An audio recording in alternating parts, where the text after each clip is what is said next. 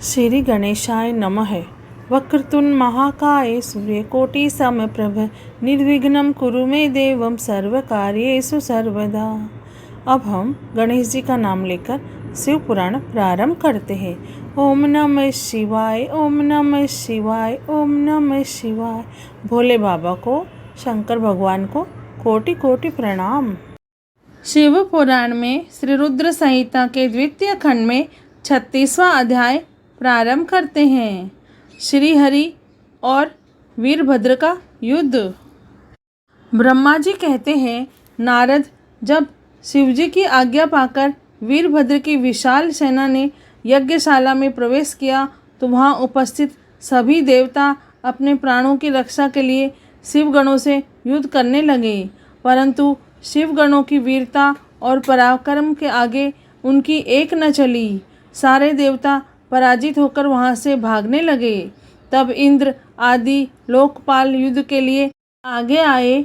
उन्होंने गुरुदेव बृहस्पति जी को नमस्कार कर उनसे विजय के विषय में पूछा तो उन्होंने कहा, हे गुरुदेव बृहस्पति, हम यह जानना चाहते हैं कि हमारी विजय कैसे होगी।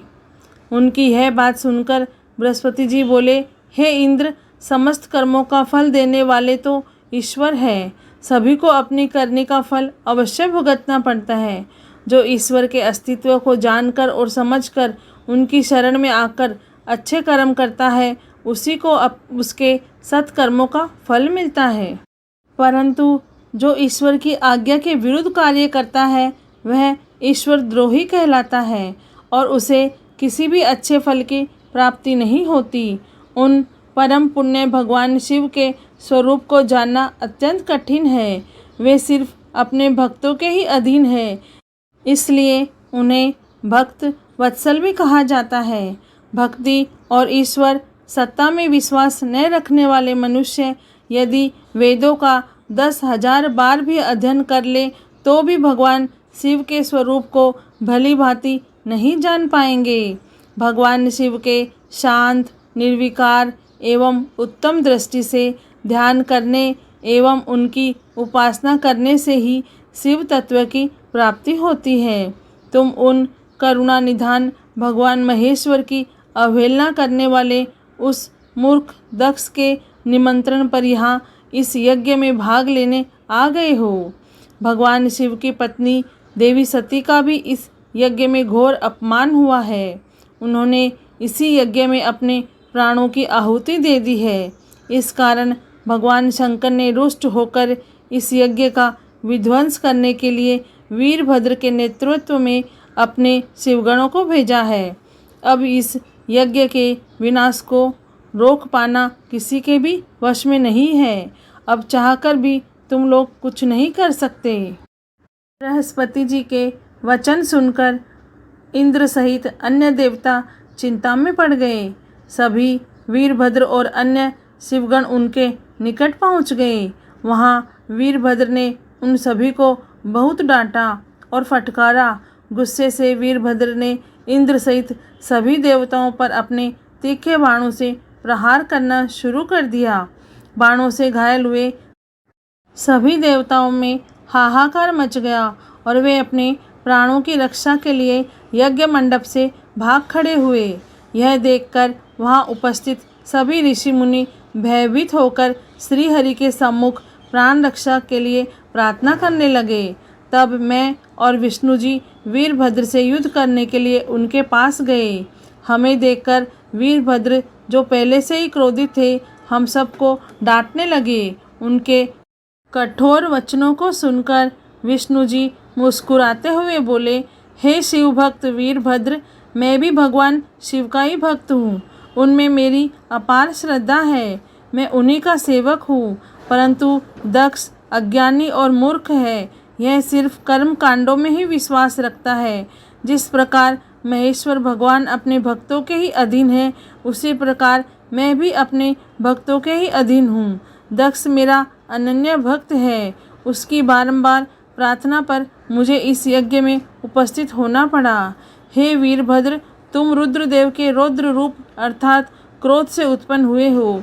तुम्हें भगवान शंकर ने इस यज्ञ का विनाश करने के लिए भेजा है उनकी आज्ञा तुम्हारे लिए शिरोधार्य है। मैं इस यज्ञ का रक्षक हूँ, अतः इसे बचाना मेरा पहला कर्तव्य है। इसलिए तुम भी अपना कर्तव्य निभाओ और मैं भी अपना कर्तव्य निभाता हूँ। हम दोनों को ही अपने उत्तरदायित्व की रक्षा के लिए आपस में युद्ध करना पड़ेगा।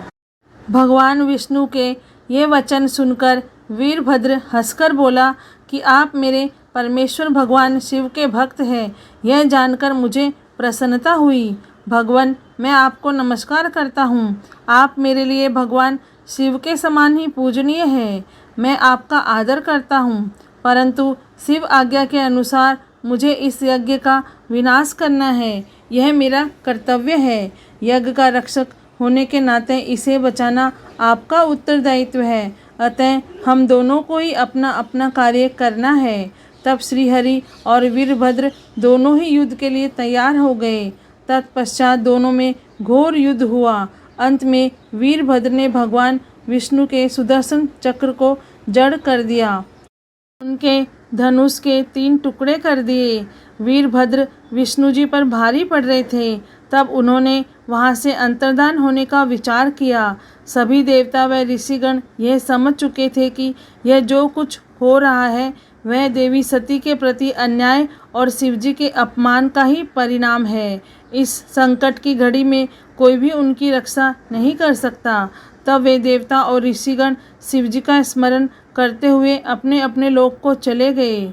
मैं भी दुखी मन से अपने सत्यलोक को चला गया। उस यज्ञ स्थल पर बहुत उपद्रव हुआ। वीरभद्र और महाकाली ने अनेकों मुनियों व देवताओं को प्रताड़ित करके उनका वध कर दिया। भृगु, पुषा, भग नामक देवताओं को उनकी करनी का फल देते हुए उन्हें पृथ्वी पर फेंक दिया। शिव पुराण में श्री रुद्र संहिता के 2वें खंड में 36वां अध्याय पूर्ण हुआ। ओम नमः शिवाय, ओम नमः शिवाय, ओम नमः शिवाय। हे भोलेनाथ, हे शिव शंभु, हे माता पार्वती, आपको कोटि कोटि प्रणाम और कोटि कोटि धन्यवाद। जय भोलेनाथ।